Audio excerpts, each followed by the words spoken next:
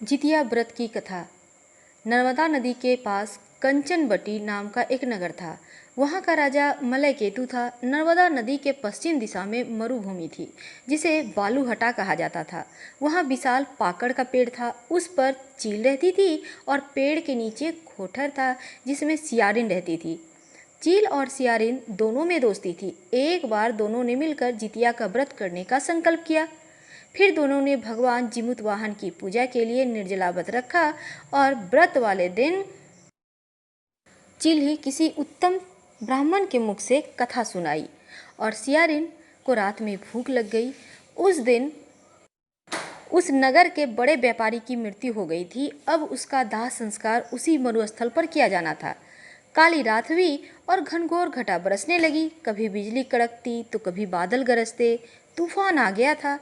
सियारिन को जब बहुत भूख लगने लगी, बर्दाश्त नहीं हुई, तो मुर्दा देखकर वह खुद को रोक ना सकी और उसका व्रत टूट गया।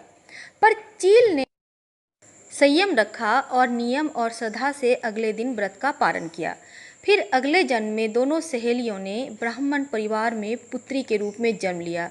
उनके पिता का नाम भास्कर था। चील बड़ी बहन बनी और उसका नाम सीलवती रखा गया। सीलवती की शादी बुद्धिसेन के साथ हुई और सियारन छोटी बहन के रूप में जन्मी और उनका नाम कपूरावती रखा गया। उसकी शादी उस नगर के राजा मलयकेतु से हुई। अब कपूरावती कंचनवती नगर की रानी बन गई और भगवान जिमुतवाहन के आशीर्वाद से सीलवती के 7 बेटे हुए। पर कपूरावती के सभी बच्चे जन्म लेते ही मर जाते थे। कुछ समय के बाद सीलवती के जो 7 पुत्र थे वो बड़े हो गए।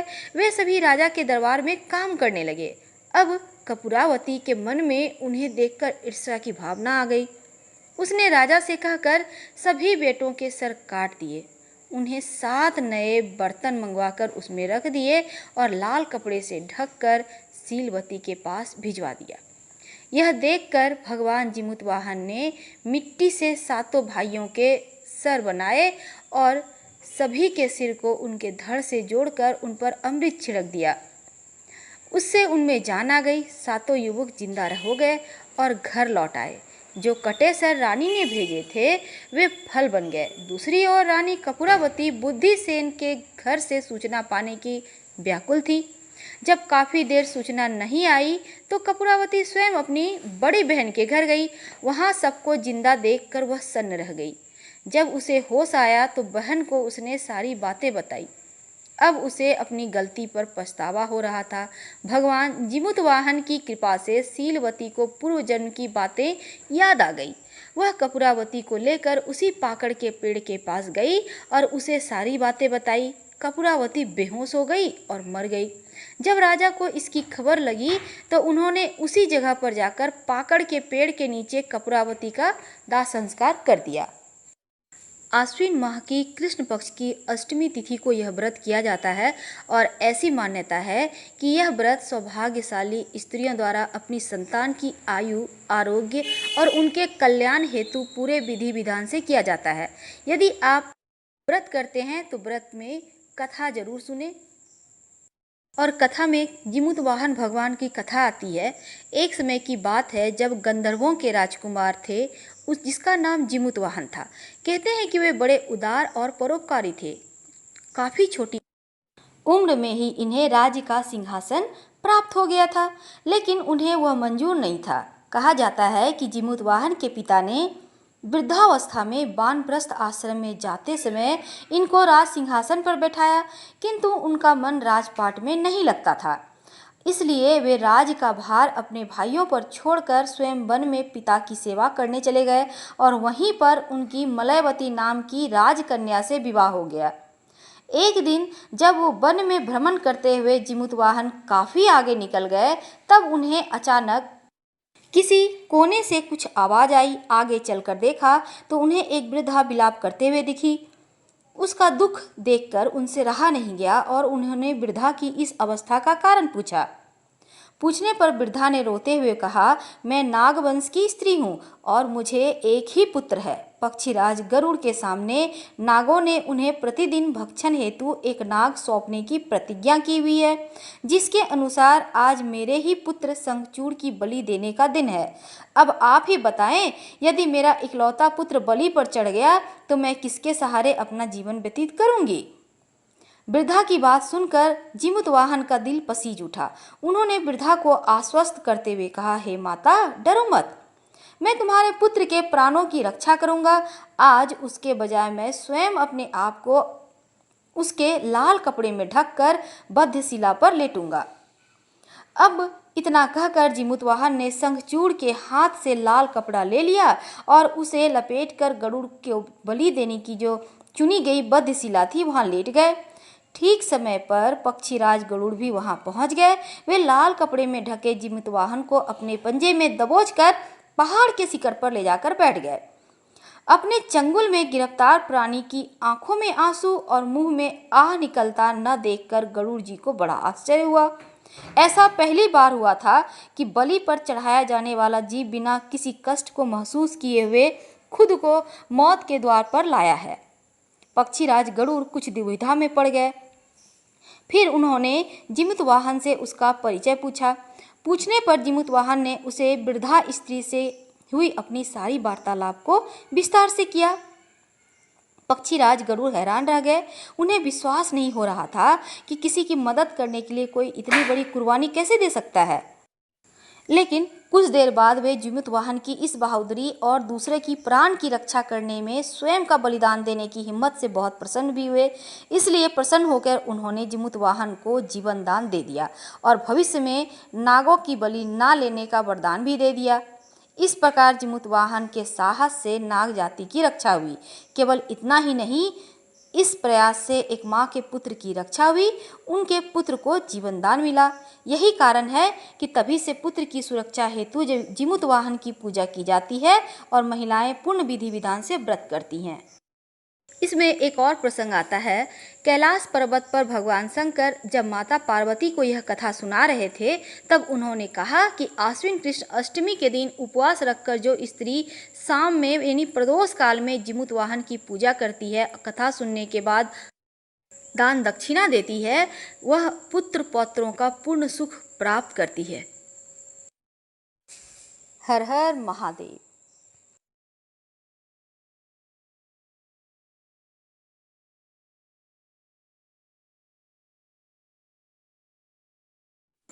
जितिया व्रत की कथा। नर्मदा नदी के पास कंचनबटी नाम का एक नगर था। वहाँ का राजा मलयकेतु था। नर्मदा नदी के पश्चिम दिशा में मरुभूमि थी, जिसे बालूहटा कहा जाता था। वहाँ विशाल पाकड़ का पेड़ था, उस पर चील रहती थी और पेड़ के नीचे खोटर था जिसमें सियारिन रहती थी। चील और सियारिन दोनों में दोस्ती थी। एक बार दोनों ने मिलकर जितिया का व्रत करने का संकल्प किया।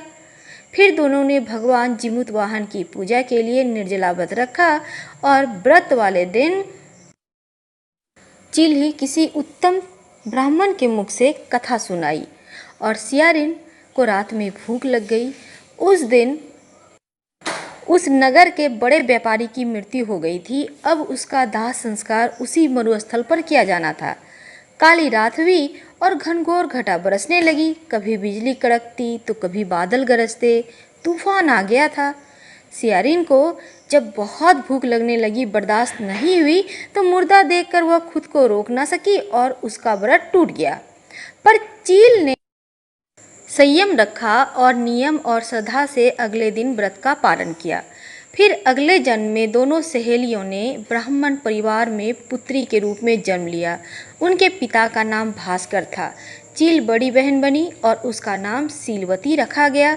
सीलवती की शादी बुद्धिसेन के साथ हुई और सियारन छोटी बहन के रूप में जन्मी और उनका नाम कपूरावती रखा गया। उसकी शादी उस नगर के राजा मलयकेतु से हुई। अब कपूरावती कंचनवती नगर की रानी बन गई और भगवान जीमूतवाहन के आशीर्वाद से सीलवती के 7 बेटे हुए। पर कपूरावती के सभी बच्चे जन्म लेते ही मर जाते थे। कुछ समय के बाद सीलवती ने 7 सीलवती के जो सातों पुत्र थे वो बड़े हो गए। वे सभी राजा के दरबार में काम करने लगे। अब कपूरावती के मन में उन्हें देखकर ईर्ष्या की भावना आ गई। उसने राजा से कहकर सभी बेटों के सर काट दिए। उन्हें 7 नए बर्तन मंगवाकर उसमें रख दिए और लाल कपड़े से ढककर सीलवती के पास भिजवा दिया। यह देखकर भगवान जिमुतवाहन ने मिट्टी से सातों भाइयों के सर बनाए और सभी के सिर को उनके धड़ से जोड़कर उन पर अमृत छिड़क दिया। उससे उनमें जान आ गई। सातों युवक जिंदा हो गए और घर लौट आए। जो कटे सर रानी ने भेजे थे वे फल बन गए। दूसरी ओर रानी कपूरावती बुद्धिसेन के घर से सूचना पाने की व्याकुल थी। जब काफ़ी देर सूचना नहीं आई तो कपूरावती स्वयं अपनी बड़ी बहन के घर गई। वहाँ सबको जिंदा देखकर वह सन्न रह गई। जब उसे होश आया तो बहन को उसने सारी बातें बताई। अब उसे अपनी गलती पर पछतावा हो रहा था। भगवान जिमुतवाहन की कृपा से सीलवती को पूर्व जन्म की बातें याद आ गई। वह कपूरावती को लेकर उसी पाकड़ के पेड़ के पास गई और उसे सारी बातें बताई। कपूरावती बेहोश हो गई और मर गई। जब राजा को इसकी खबर लगी तो उन्होंने उसी जगह पर जाकर पाकड़ के पेड़ के नीचे कपूरावती का दाह संस्कार कर दिया। आश्विन माह की कृष्ण पक्ष की अष्टमी तिथि को यह व्रत किया जाता है और ऐसी मान्यता है कि यह व्रत सौभाग्यशाली स्त्रियों द्वारा अपनी संतान की आयु, आरोग्य और उनके कल्याण हेतु पूरे विधि विधान से किया जाता है। यदि आप व्रत करते हैं तो व्रत में कथा जरूर सुने। और कथा में जिमुतवाहन भगवान की कथा आती है। एक समय की बात है जब गंधर्वों के राजकुमार थे जिसका नाम जिमुतवाहन था। कहते हैं कि वे बड़े उदार और परोपकारी थे। काफ़ी छोटी उम्र में ही इन्हें राज्य का सिंहासन प्राप्त हो गया था, लेकिन उन्हें वह मंजूर नहीं था। कहा जाता है कि जिमुतवाहन के पिता ने वृद्धावस्था में वानप्रस्थ आश्रम में जाते समय इनको राज सिंहासन पर बैठाया, किंतु उनका मन राजपाट में नहीं लगता था। इसलिए वे राज का भार अपने भाइयों पर छोड़कर स्वयं वन में पिता की सेवा करने चले गए और वहीं पर उनकी मलयवती नाम की राजकन्या से विवाह हो गया। एक दिन जब वो वन में भ्रमण करते हुए जिमुतवाहन काफ़ी आगे निकल गए, तब उन्हें अचानक किसी कोने से कुछ आवाज़ आई। आगे चलकर देखा तो उन्हें एक वृद्धा विलाप करते हुए दिखी। उसका दुख देखकर उनसे रहा नहीं गया और उन्होंने वृद्धा की इस अवस्था का कारण पूछा। पूछने पर वृद्धा ने रोते हुए कहा, मैं नागवंश की स्त्री हूँ और मुझे एक ही पुत्र है। पक्षीराज गरुड़ के सामने नागों ने उन्हें प्रतिदिन भक्षण हेतु एक नाग सौंपने की प्रतिज्ञा की हुई है, जिसके अनुसार आज मेरे ही पुत्र शंखचूड़ की बलि देने का दिन है। अब आप ही बताएं, यदि मेरा इकलौता पुत्र बलि पर चढ़ गया तो मैं किसके सहारे अपना जीवन व्यतीत करूंगी। वृद्धा की बात सुनकर जिमुतवाहन का दिल पसीज उठा। उन्होंने वृद्धा को आश्वस्त करते हुए कहा, हे माता, डरो मत, मैं तुम्हारे पुत्र के प्राणों की रक्षा करूंगा। आज उसके बजाय मैं स्वयं अपने आप को उसके लाल कपड़े में ढककर बद्धशिला पर लेटूंगा। अब इतना कहकर जिमुतवाहन ने शंखचूड़ के हाथ से लाल कपड़ा ले लिया और उसे लपेटकर गरुड़ को बलि देने की जो चुनी गई बद्धशिला थी वहां लेट गए। ठीक समय पर पक्षीराज गरुड़ भी वहां पहुंच गए। वे लाल कपड़े में ढके जिमुतवाहन को अपने पंजे में दबोचकर पहाड़ के शिखर पर ले जाकर बैठ गए। अपने चंगुल में गिरफ्तार प्राणी की आंखों में आंसू और मुंह में आह निकलता न देखकर गरुड़ जी को बड़ा आश्चर्य हुआ। ऐसा पहली बार हुआ था कि बलि पर चढ़ाया जाने वाला जीव बिना किसी कष्ट को महसूस किए हुए खुद को मौत के द्वार पर लाया है। पक्षीराज गरुड़ कुछ दुविधा में पड़ गए। फिर उन्होंने जिमुतवाहन से उसका परिचय पूछा।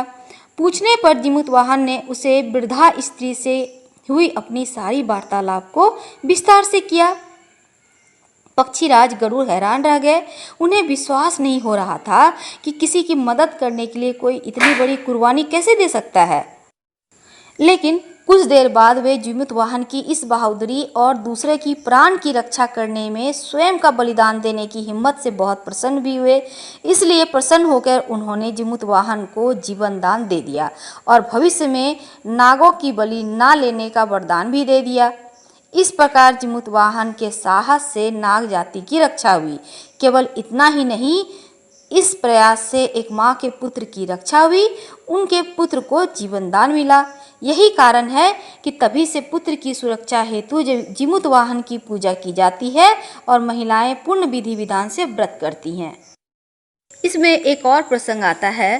कैलाश पर्वत पर भगवान शंकर जब माता पार्वती को यह कथा सुना रहे थे, तब उन्होंने कहा कि आश्विन कृष्ण अष्टमी के दिन उपवास रखकर जो स्त्री शाम में यानी प्रदोष काल में जिमुतवाहन की पूजा करती है, कथा सुनने के बाद दान दक्षिणा देती है, वह पुत्र पौत्रों का पूर्ण सुख प्राप्त करती है।